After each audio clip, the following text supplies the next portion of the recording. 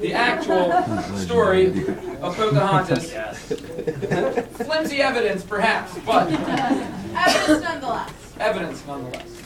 Hell yeah. The true story of Pocahontas has never been known yet. But one thing we know for sure is that it's when two empires met. The first of these empires was the Powhatan tribe collection. 30 groups on coastal land under one big chief's direction. Far across the ocean, England's empire and King James wanted gold from New World colonies like they saw coming out of Spain. In May 1607, 100 British settlers landed, but what they called Jamestown, Virginia, was really Powhatan commanded. They battled with the Powhatans and they tried to pan for gold, but they never found their riches and soon they were starving and cold. Captain John Smith hoped the natives would trade them food for goods. He learned native words and customs and he made maps of the woods. Without Smith's new friends, Jamestown would have died there by the water. And one of the nicest new friends was the big chief's little daughter. She was not yet 12 years old, but she often came to play and chat.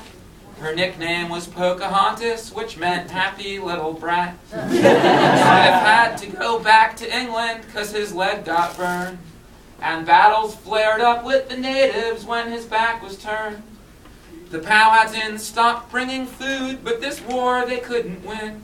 Because although settlers kept dying, more and more kept shipping in. As for the young girl's whereabouts, for 4 years no one knew him. Some say she'd gotten married to a warrior named Cocoon. Then in 1613, settlers learned where she was living. They kidnapped Pocahontas to see what ransom they'd be given. But the big chief had 100 kids, he didn't need her back again. So she stayed with Jamestown settlers, learning how to live like them. They renamed her Rebecca, and they were happy to baptize her. And when she married widower John Rolfe, peace came to both empires.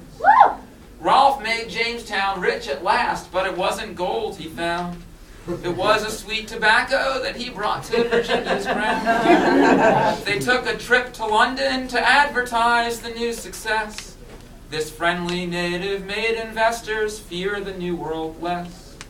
Captain Smith popped up and said, "That girl 9 years ago, she saved me from the natives." But was he lying? We don't know.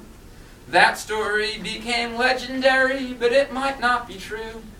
John Smith wrote the same thing about other women too. Rebecca died before her journey home could sail away.